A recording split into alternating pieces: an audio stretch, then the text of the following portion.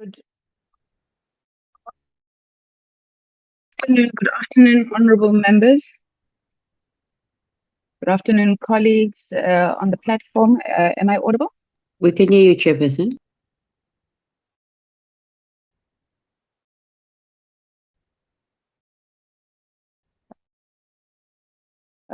Thank you very much. An indication whether we have a quorum to proceed? That is correct, Chairperson. We do have a quorum. Let me thank Honorable Subrathi once again just for holding the fort in terms of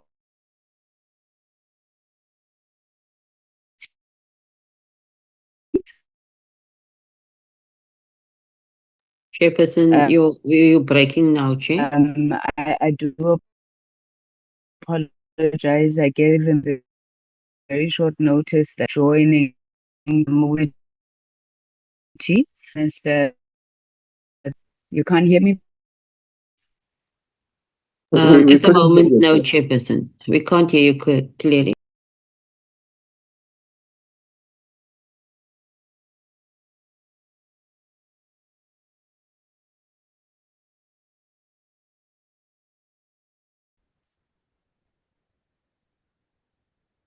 Colleagues, can you hear me now? Yes, Chair, we can hear you much clearer. Okay, thank you. Let's assume that the video then would have been the problem. I do apologize for that. Can I ask that the Secretariat puts up the notice for today's meeting?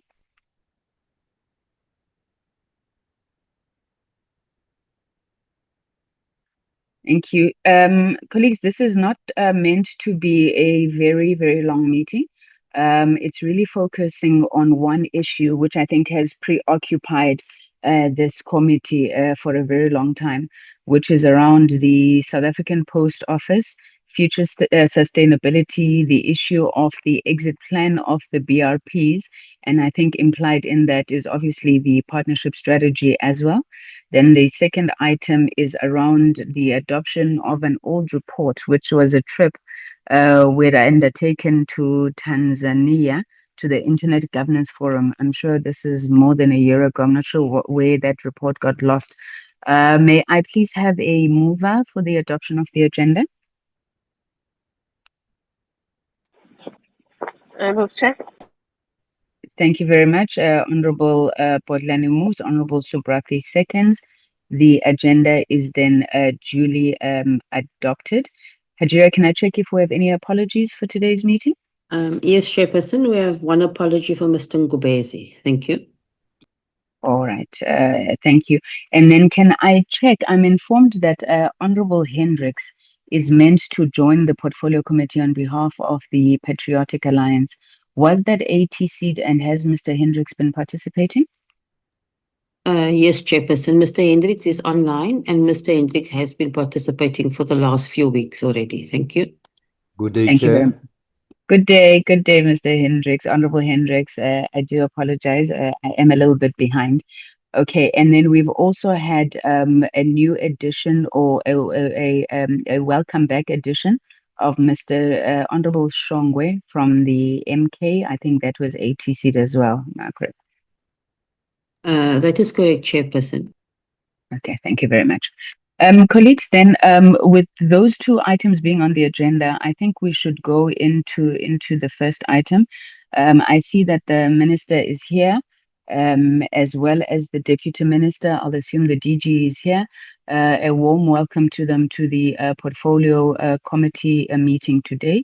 As indicated, I had a discussion with the minister yesterday evening, where he indicated that there are some serious challenges that are coming up at the post office. And, this meeting obviously is then timely for us to get an indication of what sort of challenges are we talking about, given the context that we had called them for, but also what is the way forward and how to deal with that. I think without going into that, let me hand over to the minister maybe to introduce the report and we will take it from there. Honorable Minister, over to you. Thanks very much, Chair, and welcome back. Good morning to the DM, the DG, the team from the department, honorable members, and the BRPs. Ordinarily, Chair, I would have gone into introducing the approach into the report, but I think it's important to put it to the committee that we got a request late yesterday from the ministry, from the BRPs, asking if we could consider approaching the portfolio committee to request a postponement of this engagement, largely due to the fact that the question around resource allocation, or particularly money, which is at the heart of the key problems confronting where we are now with the post office, hasn't been resolved. And in light of the fact that during the budget speech, the special appropriations made an allocation of 700 million for the department, which in the special appropriations appears as allocation for Centec for dealing with the historical SABC debt. However, there was a statement which was made by the Minister of Finance that this money is not tied and can be used or considered to be used for any of the other pressures, and post office and the SABC were mentioned in there. Subsequent to that, there hasn't been any formal notification that comes ordinarily in the form of an allocation to say that, subsequent to the announcement in the budget speech, this is the confirmation for the department that you can consider using this money for all your other pressures, given that all of these pressures are important. It is therefore that I then reached out to the chair, because it would have been disruptive to request that deferment so late in the evening. But I wanted to appraise the chair ahead of this engagement that this is the request that we had received and the context in which that follows, because the conversation around any available resources currently has not been concluded, and that is also a source of frustration, a great source of frustration to the BRPs. And there's been several exchanges of correspondence about the department not being in a position to conclusively say, as of this stage, this is what we can commit to, or this is what we can commit to, on the basis that the clarity which we are currently seeking and awaiting correspondence from Treasury about the 700 million has not yet reached us. And we're saying that on the basis of that, it may be prudent that we await to hear what Treasury comes back with, a response on that particular thing, because if and when they come back to that and they confirm that, yes, the 700, even though it was initially in all the preparatory work leading up to the budget, was intended for Centec, upon the pronouncement made by the minister, there's been a review of the approach that this can be considered for other things. Then it means that the conversation shifts into where we are able to move, and whether and to what extent that we can move with in order to deal with the pressure that is there at the South African Post Office, and also even at the SABC, with all these other pressures that were done. I did not think it would be right to formalize a request for a deferment so late and too close to the meeting, and felt that the right thing would be to put it in this meeting, and then for the committee, through you, Chair, to assess the request as being made, and also the reasons that are being supplemented as part of it. At this stage, I think I should leave it at that and then defer back to you. But it was important that this is shared with the committee just for the openness of some of the background discussions that had been happening in the lead up to this engagement. Thanks, Chair. Thank you.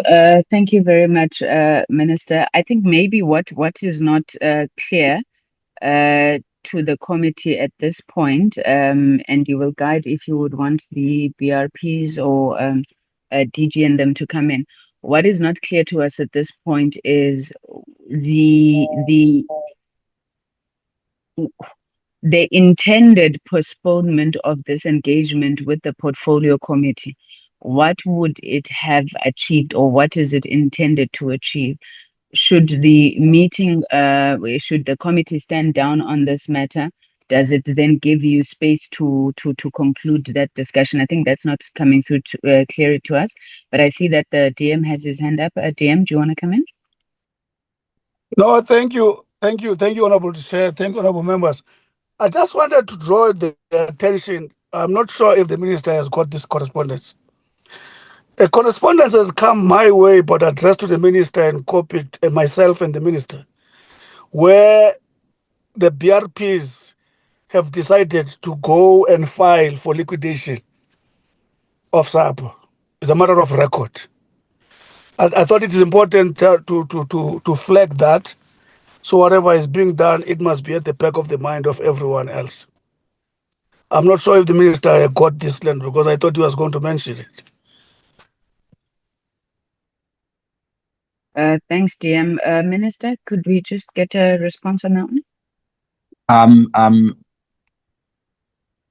Not now, Chair. I hadn't had sight of it just before this meeting, so yeah, I hadn't seen it as of this minute. Okay. All right. Can I ask through you, Minister, the BRPs? I think Mr. Kupal is here. Sorry, Anush is here. Can you just give us a sense when you were asking for a deferment, and in light now of the correspondence that the Deputy Minister is talking about, what was the thinking there?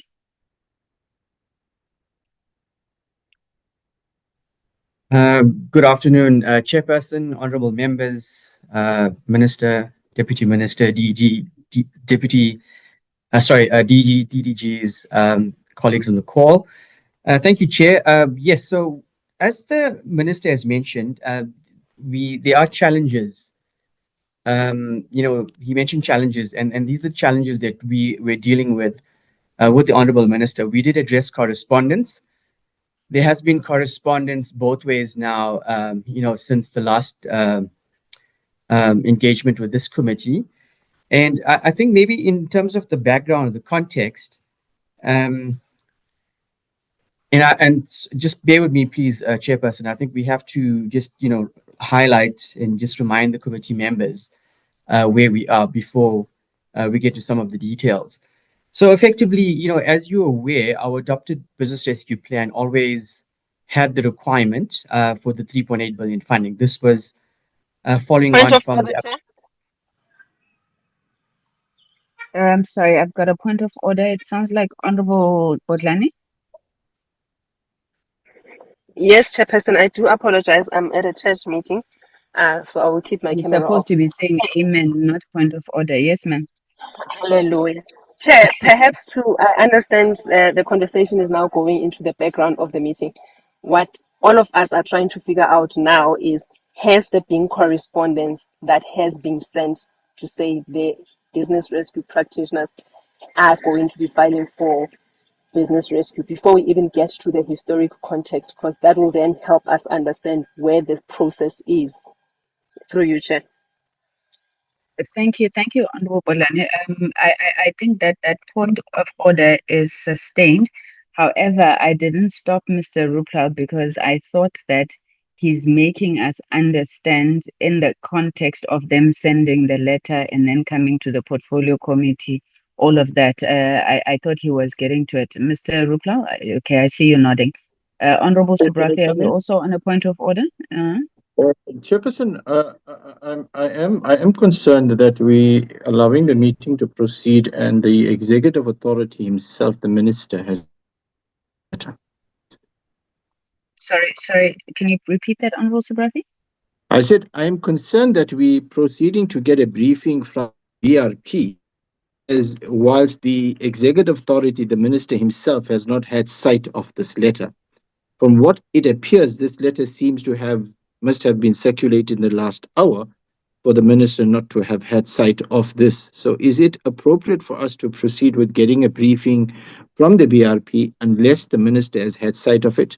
That is the conundrum I'm faced with, because the BRP has a line of reporting to the executive authority, that is to the minister. Thank you, Chairperson. I will be guided by you, but I thought I placed this before us proceeding, because if the minister hasn't had sight of this, then how then will we be able to proceed after the BRP has given a briefing?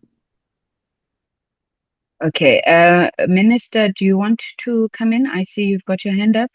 DM, I'm not sure if that's a legacy hand. Let me take the minister. Thanks, Chair. Just in response to Honorable, I mean, just after what the DM submission was, I then checked. Literally, this is just landed in our the letter about filing as it is. There's always been an indication in previous correspondences that in the absence of an injection, it's going to lead to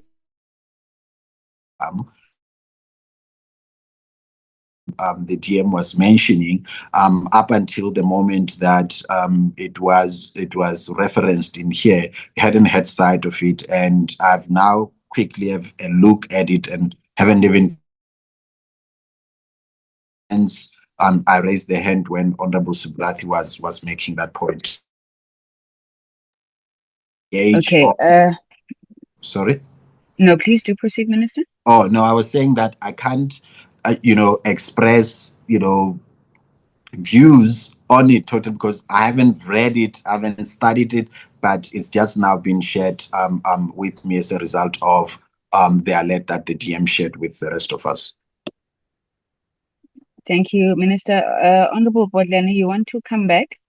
Maybe before you come back, honorable members, I get the conundrum that we are facing. There's apparently a letter that the minister has not yet seen yet. We are having this discussion because there was a request for a deferment of this item. Then the introduction of the letter is a new thing. Now, what I wanted us to get to in terms of the discussion, there's two main issues.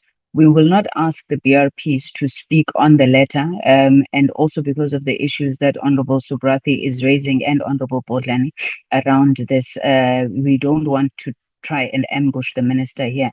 But the other matter which the minister has raised with regards to the engagements with the National Treasury that have been taking place, I wanted to understand from the BRPs that were they requesting a postponement in the hope that that matter is going to be finalized? What is their understanding of it? Has the department been dealing with it?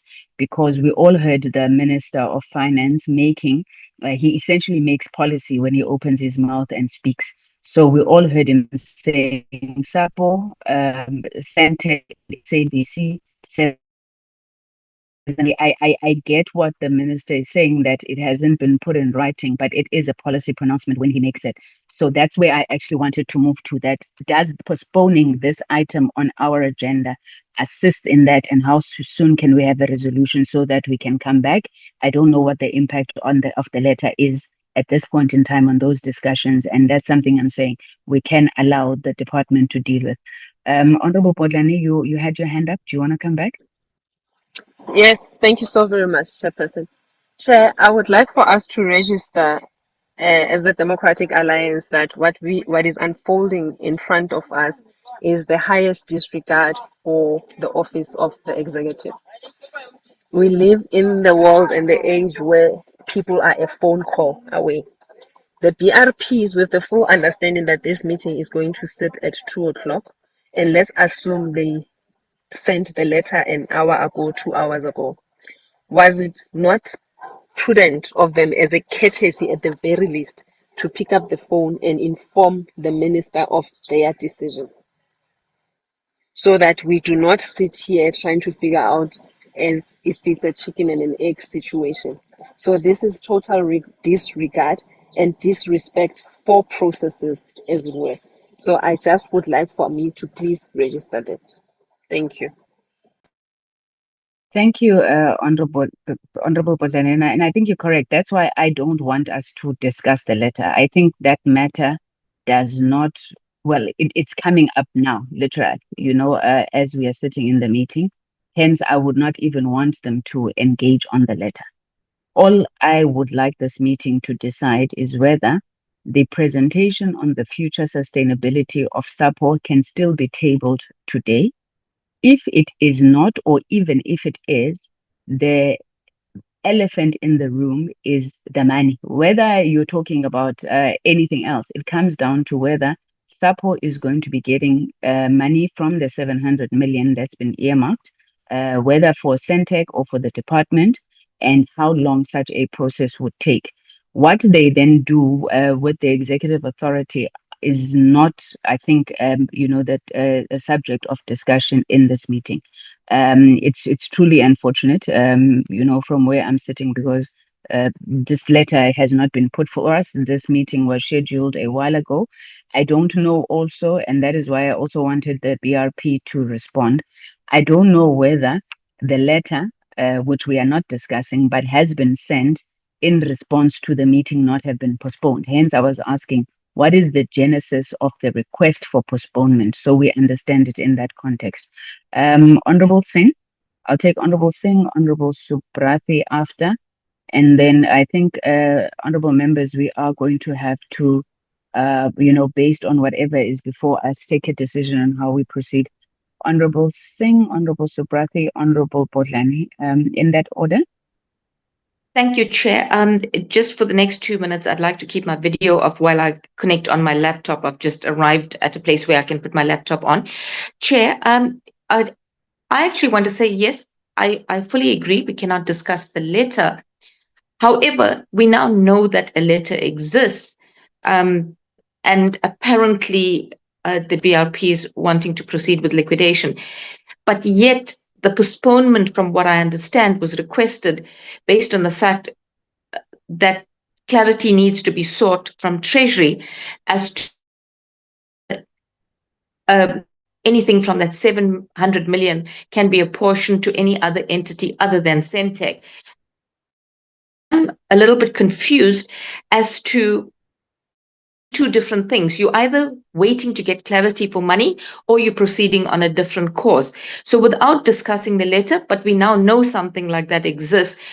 And my suggestion is, I really do think, whilst this is such a critical issue, I really would say, let's postpone to an possible, but please let's postpone so that everyone's on the same page with all the necessary correspondence in front of us.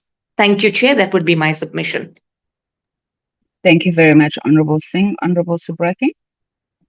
Chairperson, let me record my disappointment with the BRP, that given the fact that there was such adequate notice given and such an important letter as their intention to want to proceed with the liquidation of the South African Post Office, as at the time we commenced this meeting, the executive authority was not briefed on this important matter, let alone this committee receiving such a notification.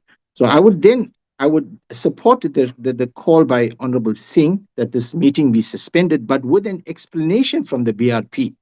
Why was such an important discussion surrounding their intention not discussed timelessly with the executive authority before coming to this meeting, A, and B, because clearly we know that this is a matter of money, that, as the minister has rightly pointed out, they are trying to juggle the finances to see how we can assist the post office. Now, that could influence the outcome or the decisions of the BRP, but it is not something of discussion that we should be having. It is a subject of discussion that should take place or should have taken place between the minister and the BRP before, and tell us that as the BRP and as the ministry, this is how we have decided to fund the South African Post Office. So, Chairperson, I believe that it would be an exercise in futility to proceed any further with receiving any briefing from the BRP, save to seek from them an explanation why the minister was not briefed sooner than the 2 p.m. meeting this afternoon. Thank you, Chairperson.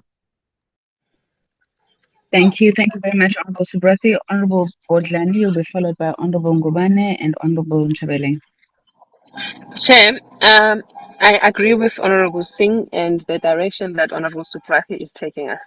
So mine would be to say, Chair, the events of the letter have overtaken the agenda of the meeting.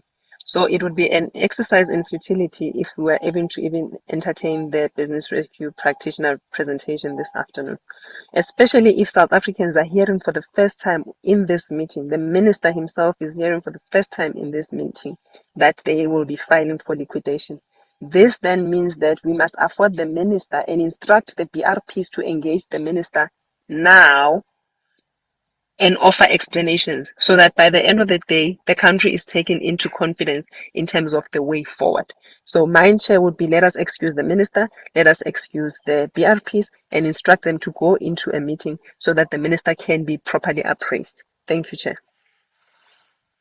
Thank you very much, Honorable Bodlani. Honorable Ngubane. Yeah, Chairperson, I have a problem with the conversation that we are having. I'm still confused. What does the letter is blocked? Why does the letter is blocked discussing the agenda of today? What I'm hearing, it look like we are now venturing on the miscommunication, non-communication, or a gap of communication between the executive and the post office BRP. Whereas us here is to do oversight on the post office and the agenda that we're coming to talk about. If there's anything that we need to exclude on our agenda, if we have to exclude the letter from the BRP, we have to exclude that. I have a challenge of now suspending the whole meeting that was supposed to discuss the post office's status. But all of a sudden, because there is an issue with the BRP not sharing a letter with the all of a sudden this committee suspend the meeting. So, we are now getting involved on the disjuncture or miscommunication.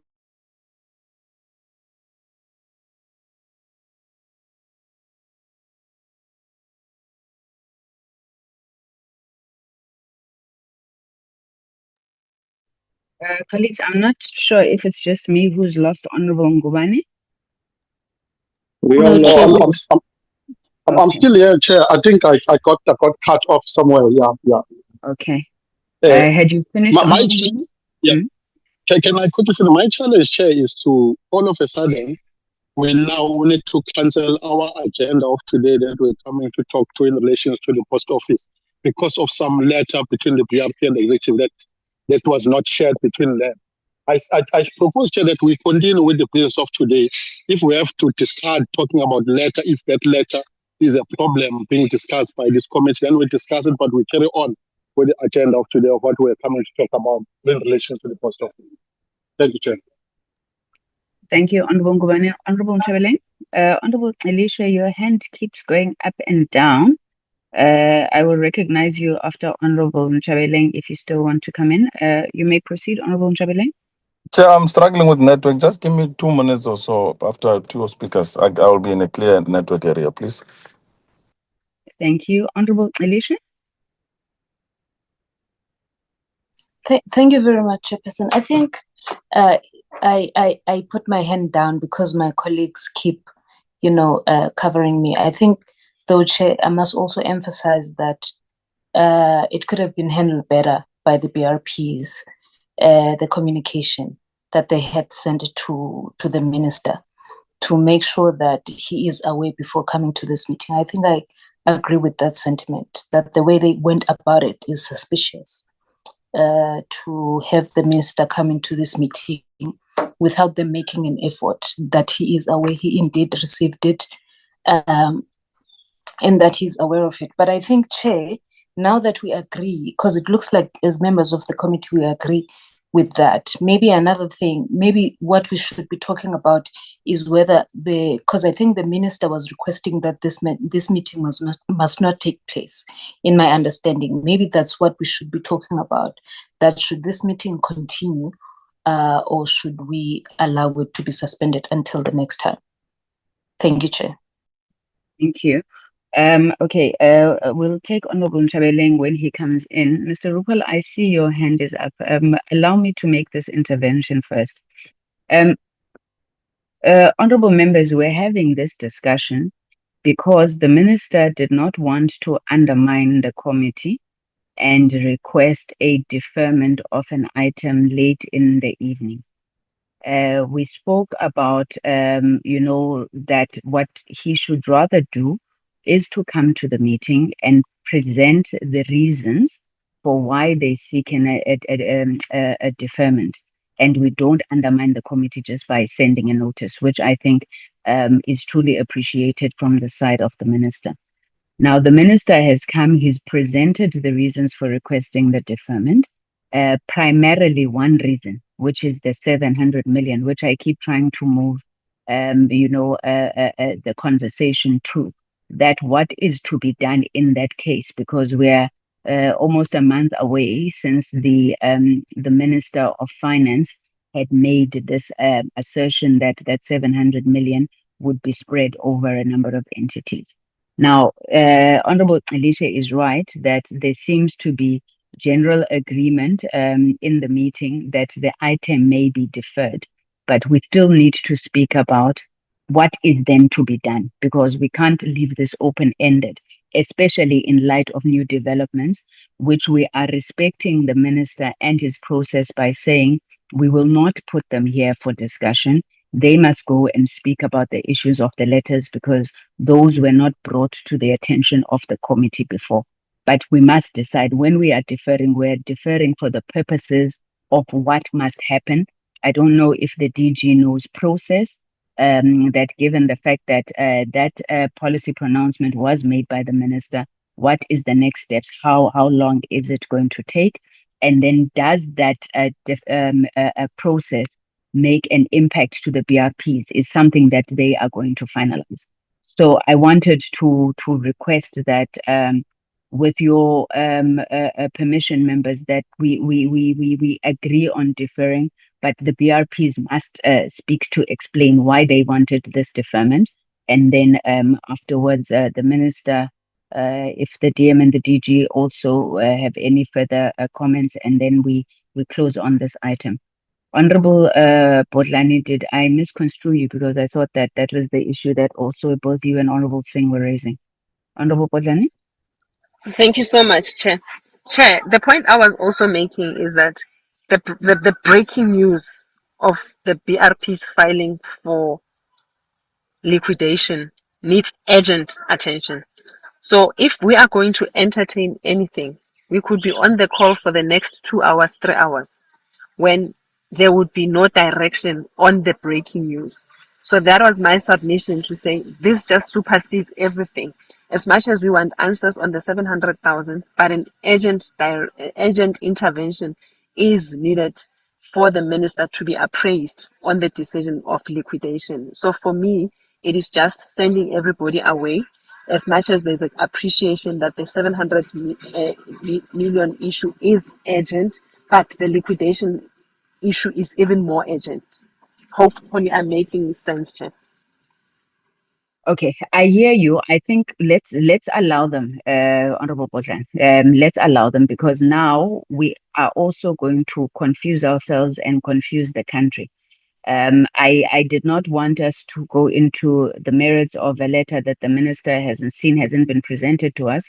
But my understanding is not that they have filed for liquidation, is that they have sent a letter about liquidation. I think it's all the more reason why they must clarify, and then thereafter we can defer this item. Would that be acceptable to members? Can we get that clarity? And thereafter we will defer the item, because I think the meeting is agreeing. I don't want anybody to leave here with an impression that the post office is now being liquidated, if that's not the case. Mr. Rupal, if you'll come in, and then we'll ask the department to respond, and then we will defer the item to a date to be confirmed. Thank you, Mr. Rupal? Chairperson. Yes, so as you're quite right. I was setting the context, and I was actually responding to all of the questions that were unfortunately asked. I think had I been afforded the opportunity, I'm sure I would answer a lot of the questions. I'm not going to go then into the details of it, but I think we are here. I think as the Honourable Minister has in his opening comments, we are addressing there are challenges that we are busy facing here. And I think there's a couple of events, and that's what I was attempting to explain. So between our office and the Minister's office and the DG's office, there has been exchanges of correspondence, particularly around these challenges, as was mentioned. I think we all have seen, and as you're aware, we've reported in detail to this committee and various committees in the past. And we've always shared a transparent and open approach to this. So one of the key things here was obviously us following the budget speech. Again, there was no money allocated, which then allowed a flow of correspondence relating to the 700 million matter. As we understand, that's something that the department is looking into as an option for funding. And in terms of where we sit as the business rescue practitioners, I wanted to highlight that our obligations is spelled out in the Companies Act, particularly Chapter 6, which deals with business rescue and tells the business rescue practitioners what they have to do. In fact, it compels us to act and to do certain things that's in the broader interest of all affected persons as defined in the Act. So, Chairperson, what we really wanted to share was, yes, this process is at a sensitive stage. It is at a very sensitive stage of the process, the BR process, and where we are. The funding or the lack of the funding thereof has always remained a challenge. Again, I will emphasize, and we've said this on many occasions, we anticipated having the 3.8 billion, which was in the High Court application, which is part of our business rescue plan, that should have been received by the Post Office, 18 months ago. And of course, we've been following the process. So as a result, quite correct, we have not filed any document with any court. It's at the sensitive stages of the rescue process where we have exchanged correspondence, with the Minister's office and the DG's office. And if I could refresh the committee's minds and memories, at the last meeting, Honorable Subrati, who was chairing the meeting, and did ask the question quite explicitly, is the Post Office at risk of liquidation? And we responded that the risk of liquidation, it's not gone, it's there.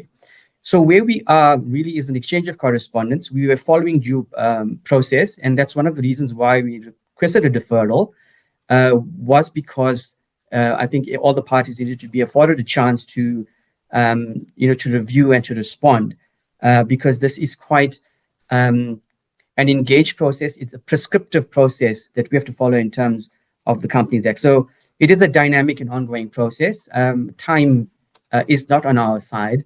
And of course, the critical issue is around the funding. I just want to pause there, Honorable Chairperson, and see if my colleague and joint business rescue practitioner, Juanito, if you would like to add anything whilst we have the floor. Thank you.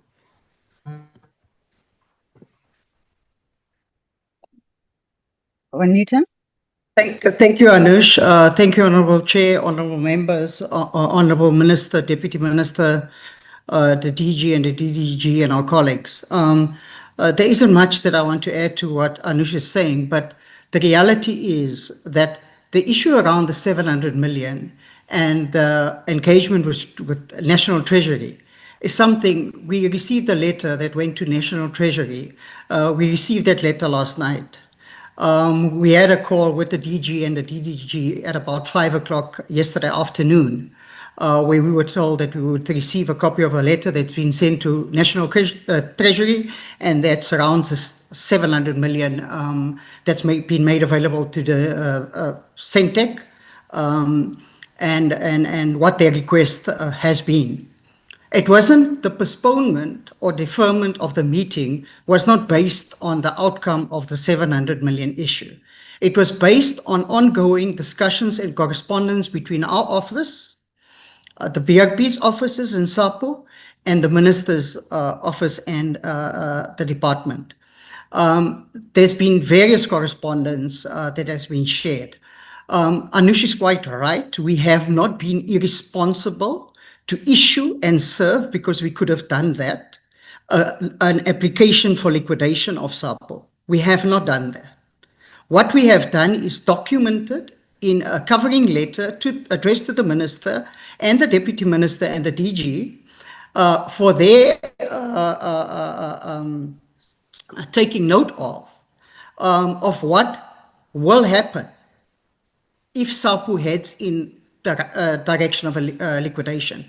We went even further because we put a draft application attached to the letter, and we will share it with the committee as soon as the Minister, and that was the request why we wanted a deferment or postponement, because we wanted the Minister to engage us on the very serious issues that we are facing as BRPs. And Anush quite rightly put it with regard to our obligations under Chapter 6 of the Companies Act and what we must do. It's not correct. We are the BRPs of the South African Post Office. Our responsibilities lie towards the South African Post Office, and I know our responsibilities under the PFMA and our responsibilities with regard to keeping this committee in our confidence, which we've done on a transparent basis at all times. The issue of the deferment was an issue that we thought it would not be helpful to discuss, and this leads me to Honorable Ngubani's statement, to talk about the financial sustainability of SAPO and BRP termination and exit plans. Because things have changed since the last time we met with this committee, and things have changed since the last time we had discussions with the Minister as well. So this engagement with regard to the 700 million, we understand now it's ongoing. It would be helpful for us to finalize further engagements and as well address the issues contained in our letter and in the draft document that has been sent to the Minister and the Deputy Minister and the DG. And for us to engage and come back to this committee and report and share with this committee our thinking at this present time where we are now. Because I have to think about SAPO. What do I do with the 6,000 employees that are there? What must I do with the clients that are there? What do we do with payments to beneficiaries on a daily basis? All these outcomes and consequences we have taken note of. So we've learned from other rescues not to be irresponsible and just issue and carry on with processes and get us entangled in legal processes that SAPO does not need at this point in time. Thank you, Chair. Thank you. Thank you very much, Juanito and Anush. Thank you for those inputs. I'm going to take it back to the department, but perhaps maybe it would be really helpful, DG, you have written to National Treasury. I keep belaboring this point because I would assume that if there's a financial injection to SAPO, the decision, the discussions will change. Are you able to give us a sense of the thinking and the letter and when you expect a resolution so that we may close this matter and we'll look for a new date? DG?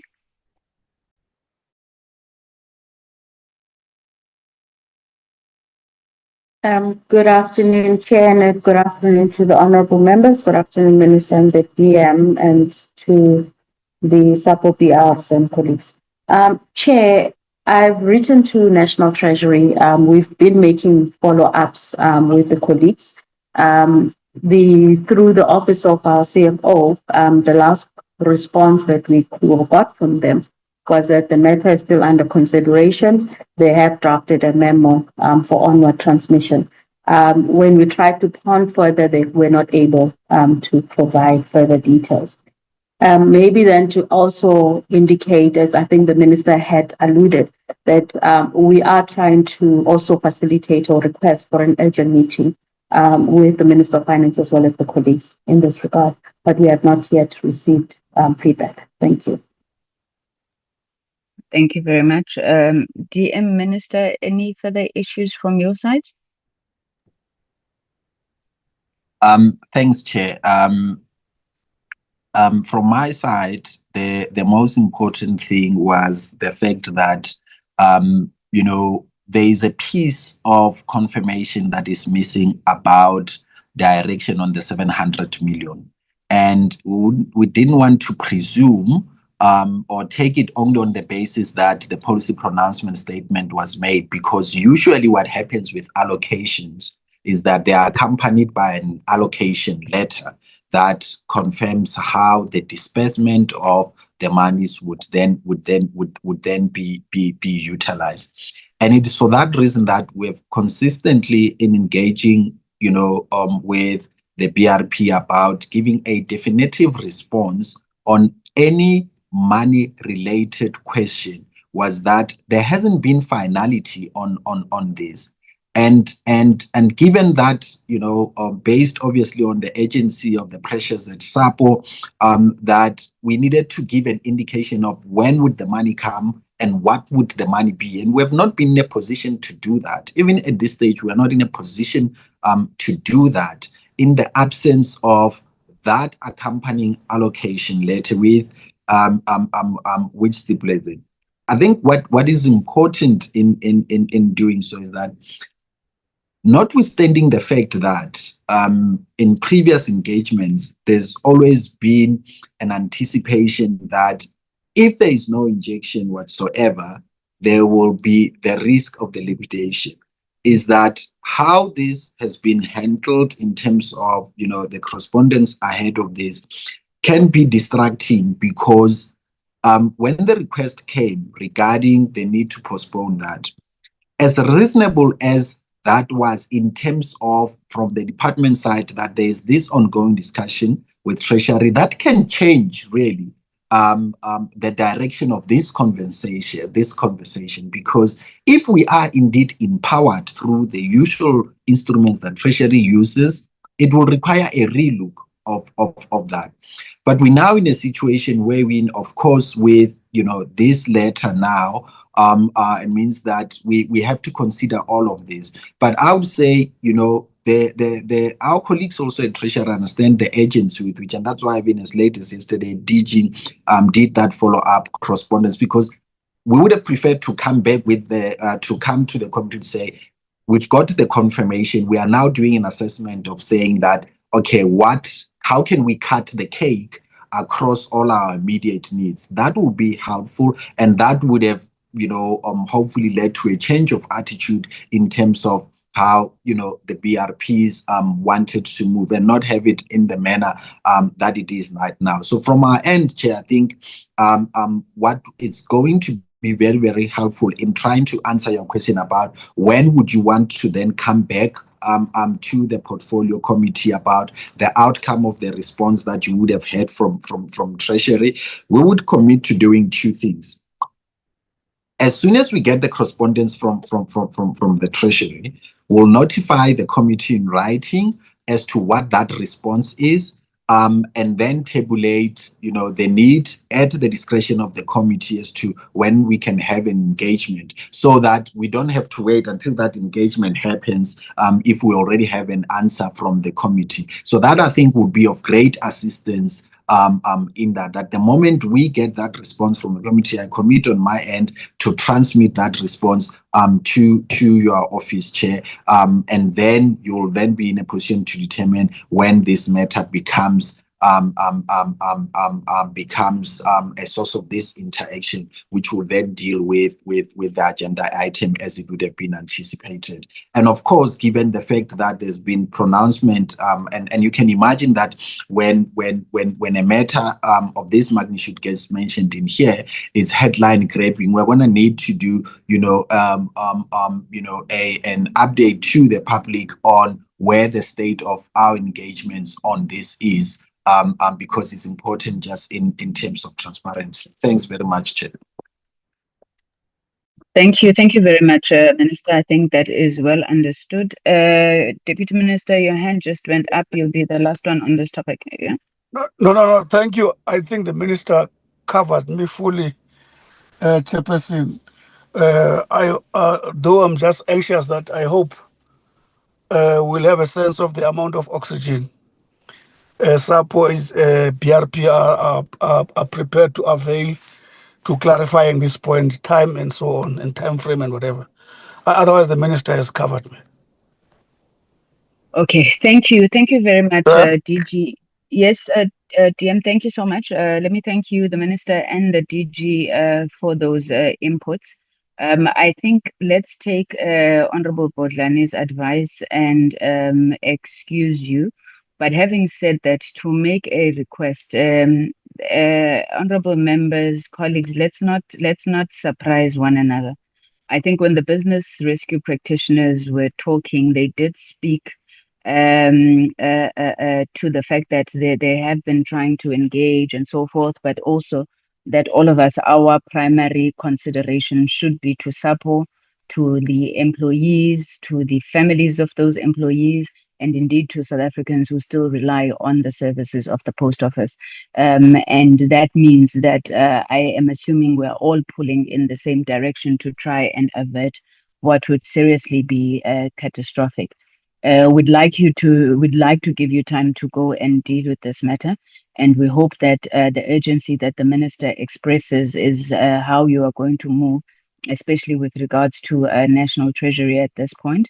As the portfolio committee, you will know that we have also been working with you to seek to exert pressure on the national treasury to give us direction. But I do want to say on this platform, colleagues, that every time we've had an opportunity to engage with the Minister of Finance on this, whether it's in the correspondences that we've sent or even just passing him in the corridors. He has always said their resistance to funding is because we have not put a sustainability plan on the table. Would have hoped by now we are over who belongs or whose responsibility is it, but understanding that up until you complete those issues around your partnership strategy, your sustainability, the discussions with National Treasury will continue to be difficult. And maybe when you are even engaging on that 750 million is to show how the post office is going to be sustainable beyond whatever cash injection that's there. I mean, I've always gotten that sense that even the 3 billion is there, provided you can show how that is not the end of the road. How are you building on beyond this? How are you pivoting to a new post office that's going to be sustainable? But we wish you all the best in the deliberations. Colleagues will take the minister's advice. That we will be appraised as soon as possible on any new development so that the committee can engage on this matter further at that point. Let me thank you and release you. Before the members go, we do have one other item that we just need to expedite, which is the report on the Internet Governance Forum trip to Tanzania. But thank you very much, Minister, DMDG, all colleagues, as well as the business rescue practitioners. We hope to get Chair, feedback as soon as possible. Honorable Chabeleng? I just wanted to get clarity. Are we postponing the meeting or what is happening? Because No, we're it looks like deferring the presentation no, on but future on what sustainability. basis? Because the proposal, the presentation helps us to start applying ourselves properly. It's Because not valid anymore, Honorable Nchabeleng. on the I think that is development. what we have been discussing here. That proposal, if the business rescue practitioner, I'm not sure if it was Anush or Juanita said, they do have a presentation which we all have a custodianship of because it was sent to us. But given the developments around the funding issue, which they need to urgently resolve, they're just blowing hot air, really, because unless they finalize this matter, we may be having a totally different discussion about the post office. Okay, I think maybe it should be put to record one because of this meeting having been structured for this reason that there's tendencies where we get this late last minute surprises emanating out of the committees is not acceptable, and especially on an entity like the post office, where we have been extremely vocal about refusal for its privatization. We don't accept that the post office should be privatized. It belongs to the people of South Africa, and as such, it must be given the due priority for its funding. All other entities have been rescued, municipalities as well as entities that didn't even require that, what you call it, money. But in the case of post office, for a little amount of money, we are now being told that the BRP process is going ahead with liquidation, etc., and whatever. So that's why we wanted to get clarity. But I think this confusion should maybe be reset properly so that we don't get this kind. We've set our day aside for this particular piece of work, and now we're literally taken into the surprises, etc. So can we just be respected for this reason? We really want to resolve the issue of the South African Post Office. It's affecting the majority of our people who depend on it, and privatizing it will not help the masses of our people. And we categorically refuse any move, even if from the liquidator's point of view, we will oppose it. We will ensure that this does not happen. And we wanted to put it on record. Thank you, Honorable Traveling. That is well noted. Are we reopening this, colleagues? Honorable Ngobane, Honorable Podlane, Honorable Ngobane? No, mine was a legacy hand, Chair. Oh, thank you, DM. Sorry, Honorable Ngobane, you are first. Honorable Chair, as well, I'd like to raise the same concern, Chair, and that I really do not support the postponement of the meeting or even deferment of the agenda. But I will go with the majority, because it seems that majority says the agenda item must be deferred. The issues of the post office are the hot issues. To me, it seems as if we are just postponing, deferring the critical issues of talking about the post office plans to be privatized at the expense of the huge number of staff that will lose jobs, that we're supposed to discuss the status of the post office. Because of some letters that were sent to the deputy minister but were not sent to the minister, I don't know where the communication lost was. All of a sudden now we must postpone the meeting for people to go firstly speak about whatever. I don't know why they were not meeting all along and speak about those issues, so that us as a committee we do our proper oversight of knowing what is the future of post office. I just want to register that I'm not in agreement with the deferment of this agenda item of the post office, because it's a critical matter that a huge number of communication workers union staff will lose job if, as this committee, we don't do our proper oversight on it and hear the issues and give advice on matters. Thank you, Chair. Thank you, Honorable Ngobane. Honorable Podlane? Chair, I just wanted to raise the issue to say this is the second time that the rescue practitioners are ambushing us.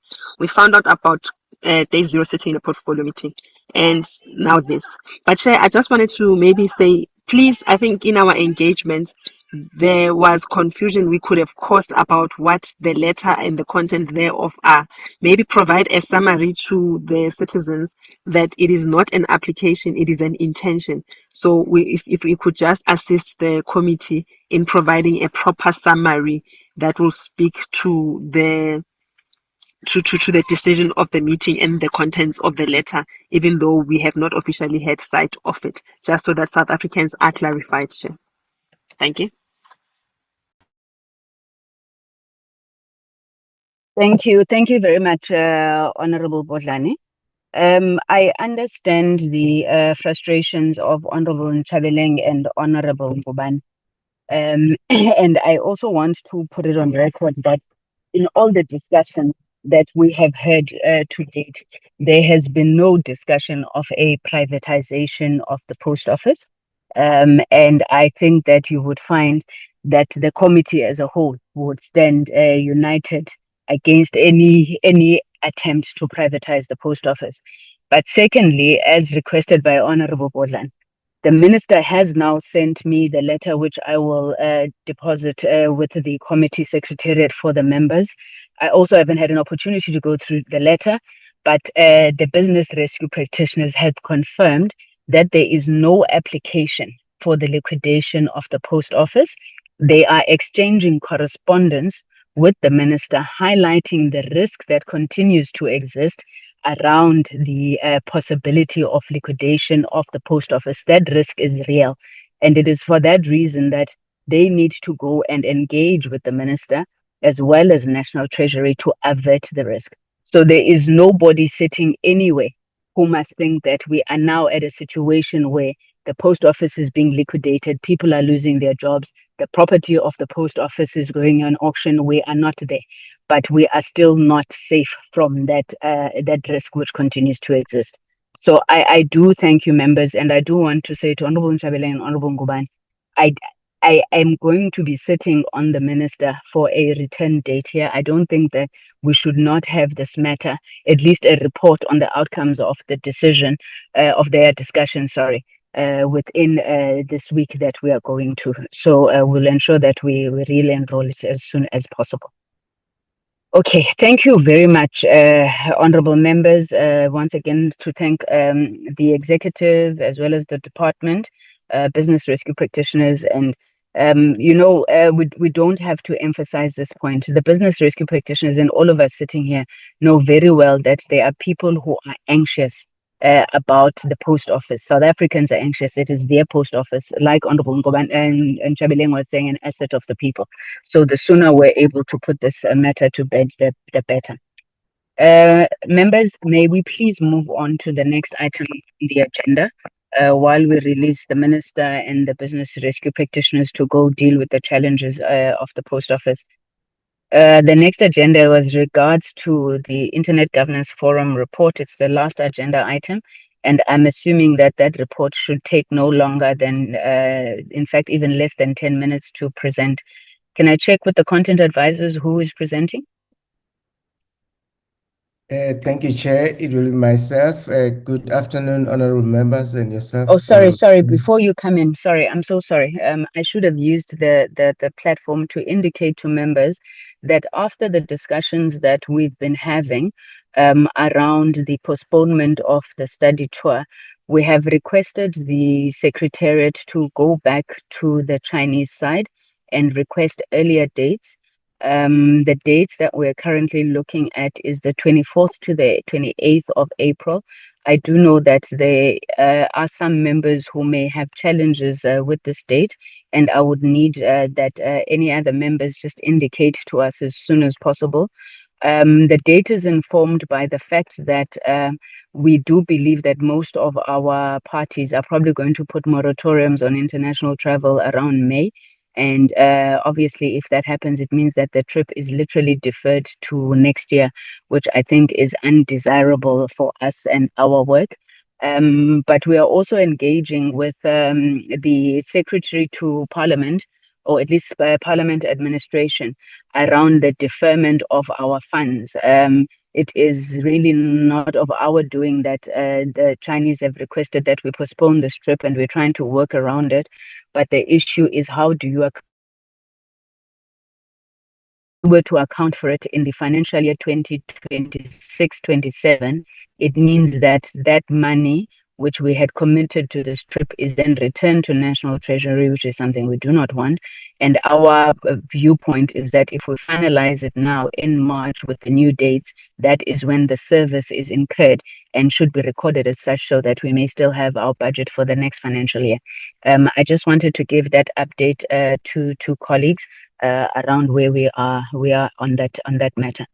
This report, colleagues, like all the other reports that have been brought, is obviously accountability whenever we take such trips. Hence, my mind was reminded of this issue. Thank you very much, Mr. Maleka. You may. Thank you, Honorable Chair. Once again, good afternoon, honorable members. Yes, so I will be presenting, if I can just be given the rights to share my presentation, Hajira. You have the rights, Mr. Maleka. Thank you very much.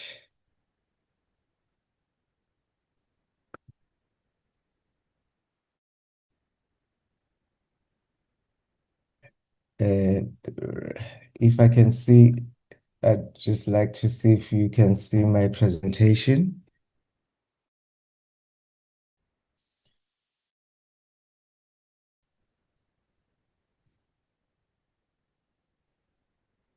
I'm asking my honorable member, I fortunately to listen to the African Independence Forum, which happened in 29 Yeah, we can't hear the 1 presenter. Ne? It's breaking up. Tanzania. Mr. Maleka, your sound is very bad. Oh, Are you able to be? Yeah, thank you. Chairperson, let me turn off my video, if you so permit.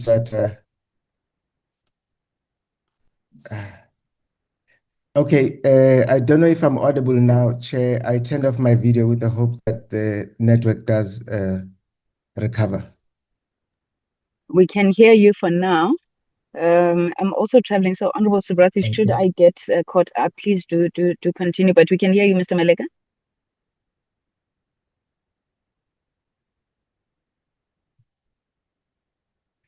Okay, shall I proceed, Honorable Chair? Yes, Mr. Maleka, please proceed. Okay, yeah, and indeed, Chairperson, it's going to be a very short presentation on my part.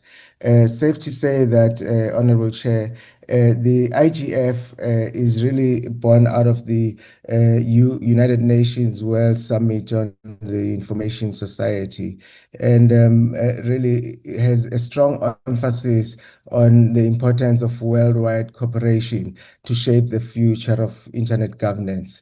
And of course consists of a lot of rather a diverse stakeholder participation, and which consists of your government, private sector, civil society, including technical experts. And then, Honorable Chair, the key themes and the goals really focus on inclusive dialogue, digital rights, and tackling emerging technologies challenging well, rather challenges, so to speak. So it is really a very much internationally focused, a broad platform for countries to really have a discussion around the issues, even though that the declarations are not necessarily binding in that sense. Chairperson, perhaps maybe to give a context, the African IGF is really a prelude to the global IGF. So myself and the chairperson attended the one that happened, as I said, in Dar es Salaam, whereas Honorable Souls, who's no longer with the committee, attended the one in Norway, Oslo, in June 2025. I have shared the report that emanated from Honorable Souls with the members. I think it was last week that Ms. Sally shared with the committee. But broadly, it's safe to just also emphasize that the focus for the African IGF was around issues around bridging the digital divide, policy and infrastructure, community and partnerships. Whereas the global agenda was really focused around cybersecurity challenges, collaborative security approaches, ethical dimensions, and building trust. Honorable members, there is a need for regional alignment. Without this regional alignment, it is perpetually impossible to tackle inherent global digital challenges. And for this reason, South Africa must design legislative interventions that promote cross-border interaction and align with the African Union digital transformation strategy. The key takeaways from one of the one of the key messages out of the engagement in Tanzania. There's a plethora of them, but I thought I just wanted to highlight this one because it had some relevance to ensuring the perpetuity of innovation in the country and policy advocacy, particularly from the youth sector. Not to say that other persons of interest are not of that importance, but there was quite a strong emphasis, and knowing that the country has majority youth, that that's a reason really why I highlighted this particular message out of all of them. And the action that would really be required from a committee perspective is ensuring that there's some institutionalization of youth advisory structure within Parliament that really focuses on supporting innovation at a locality level for youth, or rather youth-led innovation, so to speak. Chairperson, this slide really focuses on some of the key takeaways that emanated from the parliamentary track, which was one of the tracks, or rather the main track that the chairperson was invited to the engagement. One was really to focus on the harmonization of laws across the regions and ensure further platform accountability, promote inclusive AI, and lastly, to ensure that there is continuous capacity development of the parliamentarians, especially in digital policy, just to be always abreast with the issues. And Honorable Chair, there was really a strong, also some of the recommendations the committee action going forward include the extension of the AI legislation. As you know, that we recently adopted the legislative framework of the committee. So I think this is in alliance, is aligned to that particular point. Also, the issue around strengthening of platform accountability and regulation. Similarly, it's issues that are at the top of the committee's agenda with the forthcoming roundtable on podcasts. The last part, as I said before, Honorable Chair, is the issue around the establishment of a parliamentary youth advisory forum on digital technologies within the parliament structures. Honorable Chair, these are the final recommendations that we propose for the committee. One is to, of course, is in line with our strategic plan.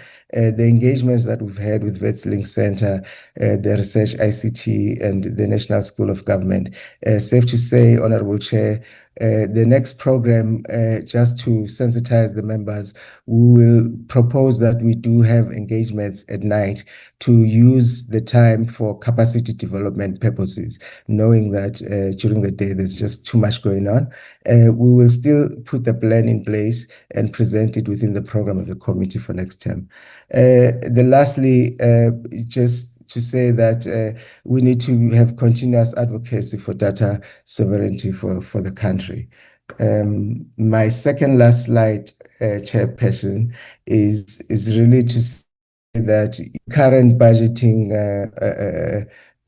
internal budgeting practices within really make it quite difficult to consistently participate in these international engagements without really looking at the value that we derive from it, because it also speaks directly to the alignment of South Africa with the global trends and so forth. And the exposure really is important for the enrichment of MPs for the purposes of legislative oversight. But like I said, the alignment of the digital transformational agenda to the global setting. In conclusion, Honorable Chair, the emphasis really is that if we somewhat adopt, or if the committee so wishes to adopt that kind of a proposal, it would really ensure that digital transformation is people-centered and innovation-driven and aligned with our constitutional values. The report was shared with the honorable members, and I think the way forward, the Secretariat would advise, but I'm pretty sure that it has to be adopted by the committee. Thank you very much, Honorable Chair. Thank you. Thank you very much, Mr. Malega, for that presentation. I always thought the report was for note and not for adoption, but Secretariat can advise, so we can put it before the committee. The report is for noting, Chairperson, but it can be adopted. Thank you. All right. No, it's fine. I think let's leave the report for noting, like we've done with the others, because not all of the members are part of. It wouldn't make sense to expect everybody to adopt a report on something that they had not been part of. Colleagues, are there any comments, clarities, discussions on the report as presented for noting?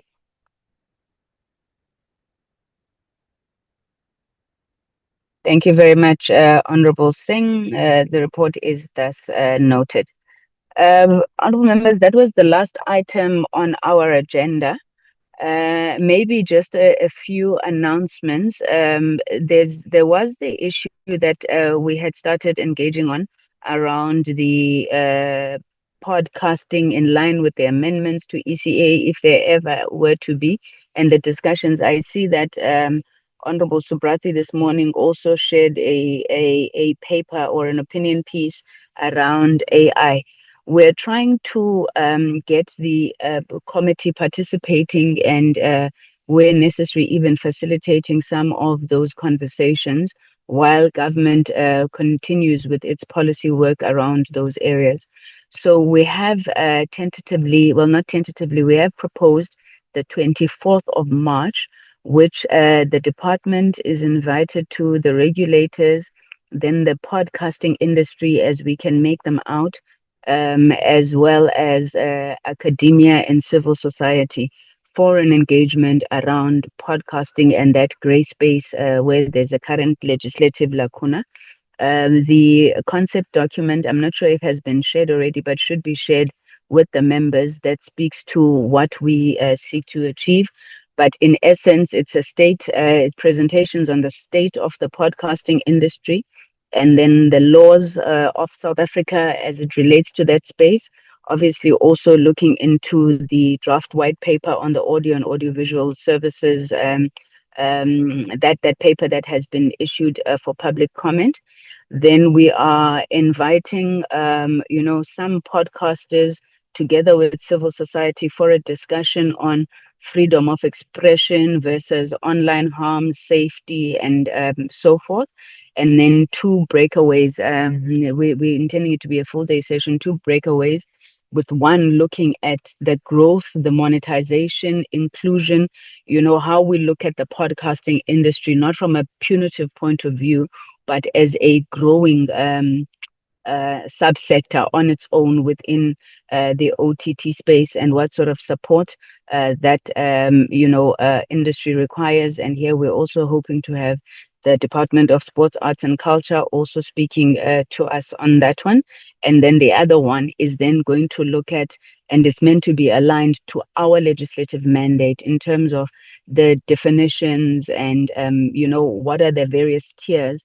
Because if we were to go into the development of any legislation on our part or policy and regulation on the side of government, we need to be able to differentiate, what are these various types of podcasts? Do you take a light touch regulation? Do you take a self-regulation? And that's the sort of conversation we want to facilitate, so that we as a committee then start developing our own perspective in terms of what would work in that type of space. So I just wanted to make that announcement as well, and to request that the concept document, if not yet shared, be shared with all members. That was my final announcement, colleagues.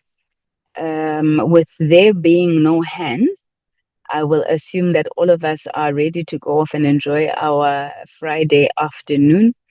Thank you very much, Honorable Bodlani. Okay, with that being said, can I then call the meeting as adjourned? Thank you very, very much. Have a good weekend, colleagues. Thank you, Chairperson. Chair, thank you. Thank you, Chair. Long the chair. Thank you, Chair. Thank you, Chair.